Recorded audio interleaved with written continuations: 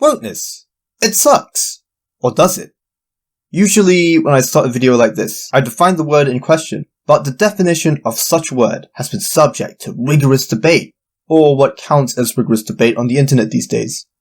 Online progressives in the past few months have been questioning the right and anti-social justice warriors on how they define the term, but have for the most part not received a satisfactory answer. Some say that it's the belief that certain groups in society are marginalised, but that would describe black civil rights activists in the 1960s as woke, which would be quite a self-own for conservatives. Other, more concrete definitions include seeing oppression everywhere, even when it's not there, prioritizing identity politics over everything else, and seeing everything through the lens of intersectionality.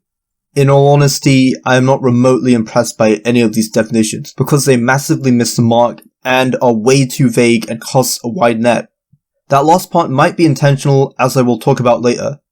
Anyway, despite these lackluster definitions, the eloquent libertarian YouTuber and my friend Mentis Waves has a more satisfactory answer in defining wokeness.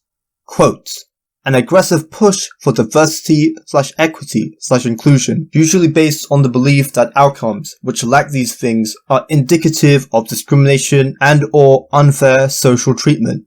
Emphasis on aggressive push. Please feel free to check out his video on wokeness and its definition in the description and pinned comment below. Now, the aggressive push can refer to a termly online mob putting pressure on an employer to fire someone who had a 5-year-old tweet that is considered racist, boycotting companies who aren't progressive enough for them, and pushing for hate speech laws that put you in prison if you say something that is considered bigoted to a so-called marginalised group.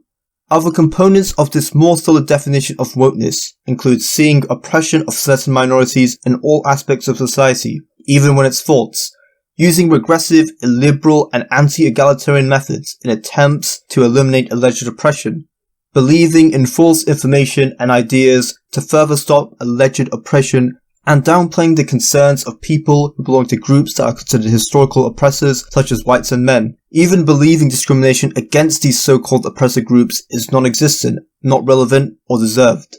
This combination can often contradict reality. Anyway, the online left has disparaged the right's attempt at defining the term woke. After all, the negative view of the term is not reflected in its Oxford Dictionary version, since being alert about discrimination doesn't highlight the aggressive approach that woke activists have. There is also no serious academic definition for it.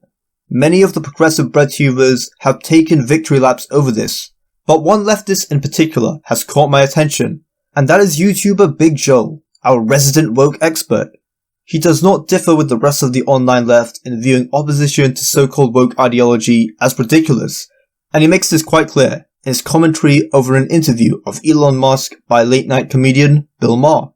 Hey everybody, so there was recently an interview between Bill Maher and Elon Musk, two of the best guys who are sort of doing the game right now, where they talked a lot about the woke mind virus. I mean, you have talked about this woke mind virus. Yes. In really apocalyptic terms. Yeah. You should explain why you don't think it's hyperbole. I don't have like a big point to make about this interview. It's just a mess, and as a scholar of wokeness, I wanted to walk you through it. So when Bill Maher asks Musk, why should we be so worried about wokeness, he gives a pretty straightforward answer. I think we need to be very cautious about anything that is anti-meritocratic and anything that is that results in the suppression of free speech. So, those are two of the aspects of the woke mind virus that I think are very dangerous. Excluding the hyperbole of Elon's woke mind virus, I pretty much agree that wokeness disrupts merit and fosters a culture that undermines the principle of free speech. But our self-declared woke scholar has his own objections. The two main problems with wokeness are one, that wokeness is anti-meritocratic, and two, that wokeness and cancel culture is opposed to free speech. Already, there is a big problem here, the problem that everybody has with these kinds of definitions, and it's that both of these things are extremely pervasive in culture at large, and not particularly tied to wokeness. For example, if meritocracy is so important, it's not clear why we should be zooming in on wokeness and not just like the way that power and resources are distributed. It is on its face anti-meritocratic to have a system where poor people are given so many less opportunities than rich people are, and yet Musk doesn't refer to this system as an existential threat. He doesn't call it a mind virus. While there are problems with America's mixed capitalist economy, as well as other similar Western systems, merit is still rewarded well. According to an American Enterprise Institute study, 97% of millennials who graduate from high school are in a full-time job and don't have kids out of marriage will either reach the middle and even upper third of the income distribution, and 71% of people from the bottom third of the income distribution who married before having a baby will also either reach the middle and even upper third of the income distribution. This highlights that merit is quite prevalent in America's capitalist economy. While social structures do matter and disparities do exist for rich and poor, personal agency matters, since most people from various backgrounds who follow these 3 steps will avoid poverty. Of course, how to solve these structural problems is a matter of significant debate. We can make this same point about free speech, right? It is, once again, obviously against free speech to ban trans women and drag queens from public life, to ban books from libraries and schools. Also, cancel culture is very obviously not exclusive to the left. For example, there was recently a massive conservative campaign to boycott Anheuser-Busch because they advertised with a trans woman. Yet, once again, there is no mention of the conservative mind virus, no claim that conservatives pose an imminent threat to society or whatever. These are mostly fair points on free speech, with the Dylan Mulvaney situation showing the hypocrisy of conservatives on cancel culture and boycotts. Frankly, even if I don't like Mulvaney or the exaggerated femininity and caricatures of women displayed by her, boycotting a beer company for working with someone they disagree with, especially for minor reasons, is a massive overreaction. This quite much resembles SJW boycotts, and I wish if conservatives did decide to boycott a product, it would be over something much more important. Furthermore, the push of conservatives to restrict drag performances and books in public schools based on vague and somewhat arbitrary rules can create worrying precedents that unnecessarily restricts freedom. For instance, I am questioning whether all drag performances are inherently sexual, and the Bible has been challenged as a book that should be restricted in schools based on allegedly inappropriate sexual content. Regardless, hyper-progressive social justice warriors have conducted the vast majority of political boycotts in the past few years based on silly political differences, which explains why Elon Musk would focus much more on the woke boycotts than the relatively few conservative boycotts in the present. There have also been sexually inappropriate drag performances with kids involved, and one of the most challenged books, Genderqueer, had graphic images of sexual acts and menstruation that I have censored for both your convenience and my channel's viability. And one argument for why the Bible shouldn't be challenged, but Genderqueer should, is that the Bible's textual references to sex is more age-appropriate for middle schoolers rather than visual sexual images. Sources are in the description, so you guys can view the images for yourselves, but at your own peril.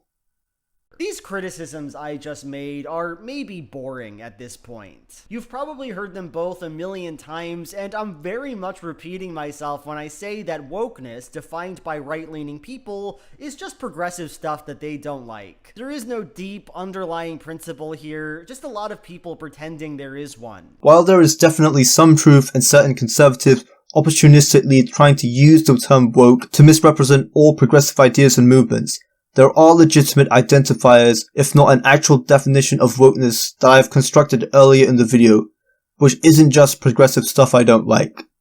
I will reiterate again, the conditions for wokeness are an aggressive push for diversity and inclusion, such as via cancel culture and/or hate speech laws, seeing oppression in all aspects of society, regardless of how relevant it is, believing in false information and ideas to solve this oppression, using regressive, illiberal and anti-egalitarian methods to stop oppression, and downplaying concerns of groups that have been historically privileged, even attempting to solve oppression at the expense of these so-called privileged groups. How about I give you guys some examples? In England and Wales, roughly 3/4 of suicides were male in 2021, while nearly 80% of suicides in America were male. Men are considered a historically oppressor/privileged group, so when leftists and feminists are faced with this stat, rather than think twice about whether women are oppressed and disadvantaged in all areas of life relative to men, they claim that the higher suicide rate of men is due to patriarchy. Talk about being actually tone-deaf and insensitive.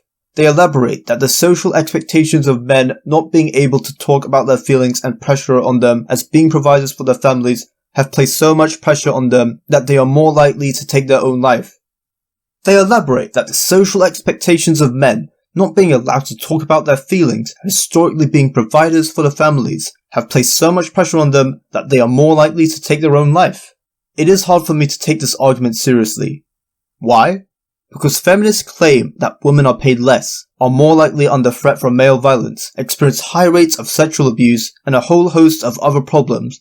So according to feminists, women have it way harder and experience way more problems. Yet I also have to believe that females will less likely take their own life than men, even though feminists claim women face significantly way more obstacles in life. This male suicide point touches on the aspects of downplaying the concerns of privileged groups believing in contradictory ideas to justify their worldview, and seeing oppression when there is none. Now, I personally don't think male suicide is caused by sexism against men, and that there's more nuance to this issue, but not according to Wokeness. Moreover, a Denver councilwoman proposed tax on white-owned businesses solely because they are white via business improvement districts. This would supposedly be distributed to black and brown businesses. For those who don't see why this is wrong, it is also immoral to tax black and brown owned businesses solely because of the color of their skin. Yes, these groups have been historically marginalized in America, but decades after the civil rights movement, things have improved racially, and it is much harder to identify who is actually suffering from oppression based on race. A general problem of alleged systemic racism cannot be solved by a solution that directly affects all individuals of a certain race, which in this case is white-owned businesses. Not to mention, it's unconstitutional. Anyway, the councilwoman called the critics a bunch of white nationalists, and further claimed it isn't unconstitutional because the taxes are from the business improvement district. Well, in that case, I wish to ask you, are you high? Because taxes, by definition, aren't voluntary. Besides, the spokesman for Denver's Department of Finance said this was not true. This white tax point highlights how some woke progressives would use aggressive measures to try and implement regressive, illiberal, and anti-egalitarian methods, such as a white tax, to rectify past oppression. I have also highlighted other negative aspects of wokeness and how it can turn against itself by using criticisms of bigotry to silence progressives on issues such as Israel, with anti-Semitism in a previous video responding to other breadtubers. Please feel free to check it out in the card or on my channel. Nevertheless, I don't want to let conservatives off the hook here. Many conservatives are vaguely defining wokeness, and while this may be due to incompetence, it is also beneficial for them, since they can use this definition to cast a broad net on the progressive movement, and will use the legitimate problems of wokeness and cancel culture to battle their ideological enemies when not all progressive ideas, beliefs, and policies are necessarily woke.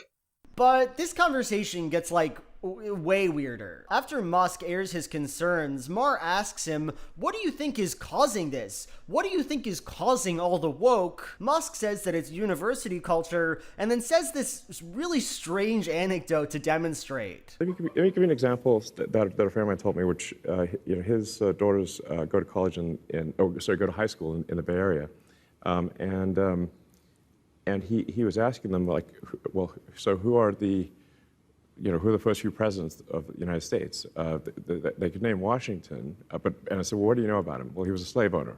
What else? Right. Exactly. Nothing. Right. Okay, maybe you should know more than that. Yeah. Yeah. That is the woke mind virus, exactly. Yeah. I'm a big fan of this anecdote because it's just like a full sludge moment, you know? For one thing, it is just obviously made up, you know? Like his conservative friend told a story about their shitty child, and we're just supposed to be like, wow, that's horrible. I'm so sorry to hear that. Your son didn't know a fact about George Washington besides that he owned slaves? I believe you, and I'm here to talk whenever you need me. But more importantly, why exactly is Musk Musk even saying this? I thought the main points of concern here were meritocracy and free speech. Now we also have to be super worried about how fondly we remember slave-holding founding fathers? We have to talk about how everyone owns slaves, and it wasn't just white people? I think personal anecdotes aren't the best way to make your point, especially since it can be made up and usually isn't relevant. But Musk's point was that over-focusing on certain information about George Washington has led to people being ignorant about other aspects of history. Knowledge might as well be sacrificed at the altar of political correctness. People should know other facts as well, such as that George Washington was born on February 22nd, 1732, that his father died when he was 11, that his math skills as a teenager made him a successful surveyor that he used to buy his own land, that he participated in the French and Indian War, had a hobby in farming, and died from a throat infection. But a more relevant fact to this video is that Washington became opposed to slavery and that he ordered his slaves be freed after his wife's death. Still, it would be better if he never had slaves in the first place, but we need to learn everything about history, including things that pierce your own worldview. Besides, when people want to talk about and mention the founding fathers, people like you mention that the founding fathers were slave owners, and that you are the ones who think it is imperative to discuss the slave-owning aspect. But when we talk about how many people own slaves throughout history, and that it was not just white people, you complain. We need a holistic view when it comes to history, and Musk can have other concerns with wokeness than meritocracy and free speech. Slavery is obviously a horrific institution, but we should still know more about George Washington than that. And by the way, one that was practiced all over the world forever, since the beginning of time, by every race, including people of color. I'm sorry to tell you that. Why? Why is that happening? I should emphasize here that the fact that Americans own slaves, that our founding fathers owned slaves, is a point that probably should be worrying to anyone who cares a lot about meritocracy. But here, it's just grist for the mill, right? My horrible friend told me a fake story about their child who definitely hates them, and I think that's what's causing the single most important threat to society. Here's the thing, little Joe. While Washington's slavery is wrong, Musk probably doesn't focus on that when it comes to merit, because Washington is dead, and slavery has been illegal for over a century. Elon is focusing on the present day with the regressive effects of wokeness and cancel culture, which unlike slavery and Washington is not dead.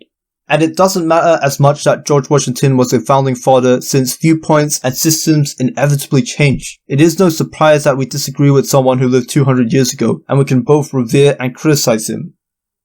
There's one last thing I need to talk about. It's this moment right toward the start of the interview, and I'll just play it now. So you are one of these dealers, these people who deal the cards in civilization. I deal some memes too. Yes, you do.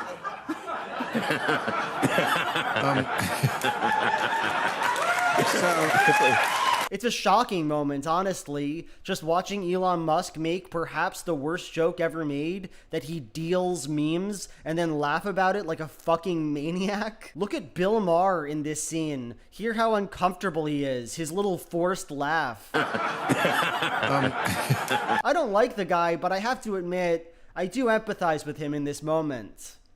Anyway, bye. That may be cringe, but I, however, do emphasize with those who have to watch your video and listen to your less than stellar argumentation.